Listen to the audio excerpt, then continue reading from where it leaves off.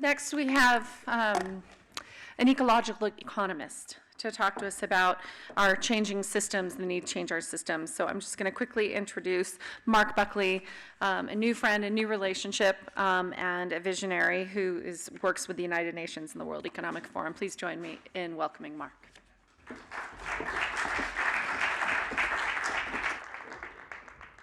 We made it, 2020. We've come a long way, and I commend each and every one of you that we've come this far, because the things we've gone through, the things we're still going through in our world have not only shaken us to the core, they have woken us up to where we need to be. I just came from Stockholm Plus 50 in Sweden. It's a 50-year anniversary of one of the very first climate conferences ever, and I just want to show you a little glimpse of the meaning of this important conference. In 1972, global leaders came together in Sweden for the first ever United Nations Conference on the Human Environment. It was unlike any previous event, bringing together 113 governments to discuss humanity's impact on the natural world. Now, 50 years after that Stockholm meeting, we face a triple planetary crisis of climate change, pollution, and biodiversity loss. With this in mind, the UN General Assembly has decided to convene an international meeting entitled Stockholm Plus 50, a healthy planet for the prosperity of all, our responsibility, our opportunity. It will commemorate the 50 years since that 1972 watershed moment when the environment took center stage for the first time. There is only one Earth, and the stakes have never been higher. Join us. You can't imagine it, but 1972, 50 years ago, was a pivotal moment in our world's history. Not only were we talking about the sustainable development and not quite the goals yet, but about sustainable development, we're talking about the plans, the roadmaps, the actions, the future things that we need to do to avoid what we're facing today. Now we've had this 50-year anniversary, and what have we done? So we really need to ask ourselves some hard questions. Just on June 2nd, the new Sustainable Development Report came out, and the progress is not all that hopeful, though we can do it. As we reach critical mass, we can really find some positive momentum. But then we're hit with things like this, that there are carbon bombs set to trigger climate catastrophes.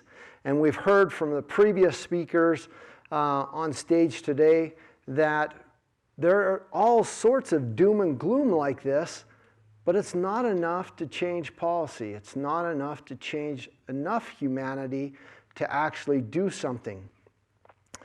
I want you to realize, and I just want to touch upon the plans of the Sustainable Development Goals, because it's not something that a lot of people understand the full impact of what the Sustainable Development Goals in the Paris Agreement are.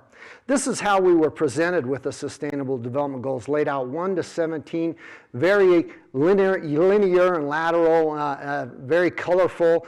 If I ask people, do you know what the SDGs are? They're like, no, no. And if they do, they say, oh, I like number 1, red. It's my favorite color, no poverty. That's the one I'm working on. And I say, great, that is absolutely fabulous. But did you know that they're all tied together as a system? It's virtually impossible for you to work on one SDG and not touch on all the others. They are systemically tied together. And if we address them systemically and we approach them together and we add them into our business models and into our life models, it's a much better model for success.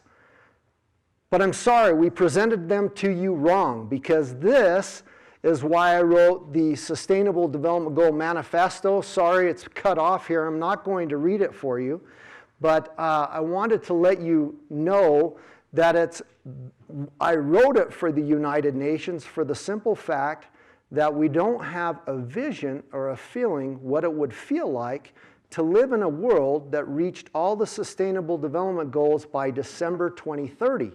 And so I wrote the manifesto so that you could envision for yourself what it would feel like to stand in a world that had achieved all those goals and say, wow, that's a world I'd love to live in. Whereas if you are in the world today, a lot of us would say, well, it's not the world I want to live in today. And this is the true way that we need to look at the Sustainable Development Goals, like a pyramid, a cake, a pie, where the biosphere's on the bottom. Life on land, life below water, clean water and sanitation, and climate action. That's where we get all the resources from to produce anything that we do in this world. And without that biosphere, we can't do anything for society, our economy, and we definitely won't have any partnership for the goals. What most people don't know about the Sustainable Development Goals is that in order to achieve them, not only are there targets, indicators, actions, and goals, but there are 6 major transformations that we need to achieve in order to reach the Sustainable Development Goals and the Paris Agreement. And so this is the 6 major transformations. If you haven't heard about them before, most people know about number 6, which is transformation for a digital revolution, the digital transformation. That's one that businesses talk about a lot, but we haven't even really truly reached that. And so there's a lot of work, and those transformations are tied to all the SDGs. They're tied to the Paris Agreement, and they've been around since 1972 and before. They were actually started before Rio +20 in Bogota, Colombia. Around the world, people are waking up. They know we need change, and not just at the edges. We need to change our systems, not just our straws. But the question remains, how does change happen? In the face of these mounting crises, it can feel hopeless, but it shouldn't. Because there is a blueprint for change, buried deep in nature. It's a story of transformation, encoded at the deepest level of being, the imaginal cell. A cell that contains within it a vision of something new, of something better. The caterpillar, while alive, consumes. But this cannot go on forever. Everything has an end. Everything has a tipping point. All that is left is decay. But from this place of darkness, something new can be born. At first, the caterpillar fights this new presence. What we want is more learning in schools and less activism. Seeing it as a threat, clinging to its old form. But the imaginal cells persist in spite of this. They begin to emit a common frequency. They cluster, they form collectives, until eventually they reach a critical mass. They can no longer be opposed. In time, the old yields to the new, and something beautiful emerges. So know this, the future is not foreclosed. Alternative worlds are possible. A world where hope matters more than despair. A world where care matters more than profit. A world where solidarity matters more than self-interest. Change can happen, and change is coming. Are you in? This is the golden rule. Treat others and the planet as you wish to be treated. The reason I like this video from Reboot the Future, a great foundation and organization, is because it talks about transformations. And I just mentioned to you we need 6 major transformations for the United Nations Sustainable Development Goals. That's not change, that's not projects, it's transformation. And let me tell you what the difference is. I can go on a diet, or I can grow a beard, but I can also break that diet by grabbing a box of cookies or eating a couple of burgers. I can also shave my beard. But a transformation is much different. When you open that door, it can never be shut. When you walk through that door, you can never go back. You can never put that butterfly back in the chrysalis. That's a transformation. And that's the transformation we need to move into for the future. And it's important to realize that the Sustainable Development Goals aren't a business add-on to business as usual. Just you plug in 1 or 2 SDGs into your life or your model and your organization. It is a true transformation.